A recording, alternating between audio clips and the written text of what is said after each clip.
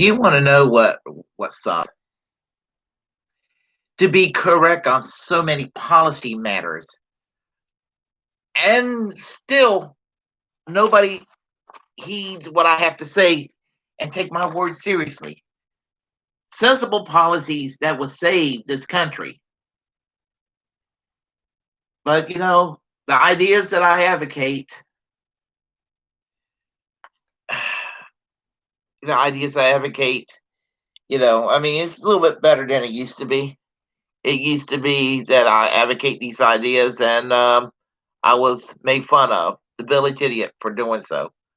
Oh, some people still think I'm the village idiot, but Jacinda Adern, she's the present Prime Minister of New Zealand. I believe she's the second female Prime Minister. Helen Clark, I believe, was back in 1999. Her Labour government elected the first female Prime Minister, and their second female Prime Minister is Jacinda Adern. And just like any society around pretty much the whole world, New Zealand was not immune to getting COVID-19. COVID-19 traveled into New Zealand as well. But guess what? Sometimes you need good news. And in a political world where there's a lot of bad news and a lot of negativity and it's grim and you're just kind of like about things. Sometimes it's good to actually have optimistic, positive news to share. And there's actually some good news when it comes to New Zealand with regard to COVID. When COVID hit, New Zealand did something about it. They were proactive. They did their lockdowns. They did their travel restrictions. They did everything that pretty much most countries done. And I mean, even the United States done to a way lesser degree. They they got it under control in New Zealand. And how do they do it? Well, geography matters. It's pretty damn isolated. I mean, it's one of the most isolated countries in the world. So anybody getting to New Zealand is going to take a hell of a lot of time to get there, and it's got a massive body of water. I mean, and it's just I mean, I would say the majority, unless you live in Australia, unless you live in Australia or some of the Pacific Islands, to get to New Zealand, you're going to be on a flight for depending what part of the world, as long as almost 24 hours on the plane, and God knows how long by traveling by boat or ship. So, the geography alone actually helped New Zealand curb and basically prevented any further spreading of COVID. Only 1,500 people roughly got COVID in New Zealand. And guess how many people died from COVID? Only 22. Yeah, it is 15. The 1,500 people that caught COVID were 1,500 people too many, and the 22 people that died in New Zealand, it was still 22 too many. But New Zealand pretty much leads the world in actually pretty much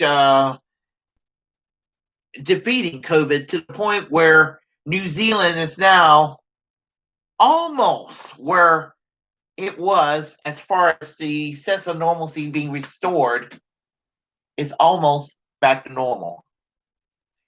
But one of the big reasons New Zealand also didn't have an explosion of cases of COVID is that they have a national healthcare system.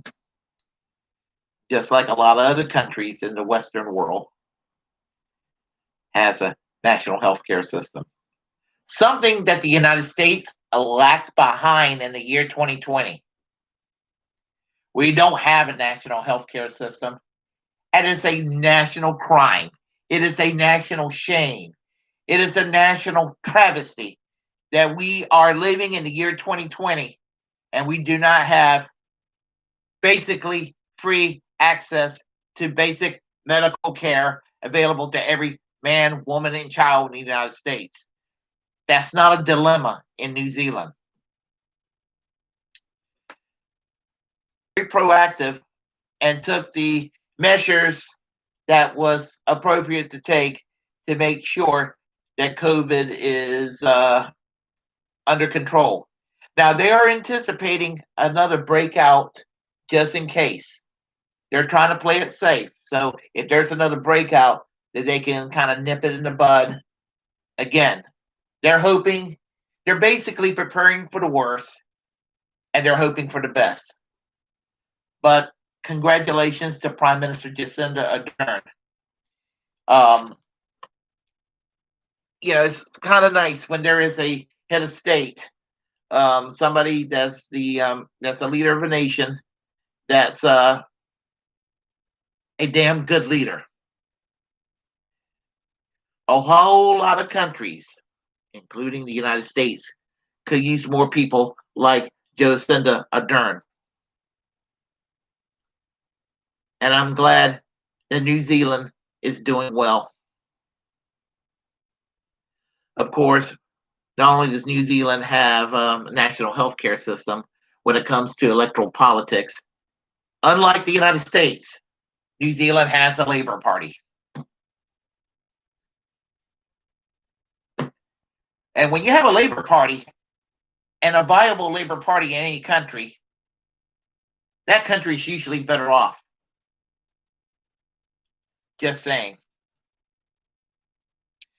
I dream the day that we can have a national healthcare system, but I'm afraid we're going to have a Labour Party in this country first before we get a national healthcare system. So, what to do? I'm social democracy. Bernie bro, if you like what you heard, comment. If you hate it, you can press dislike and comment. Subscribe, share. As a free speech absolutist,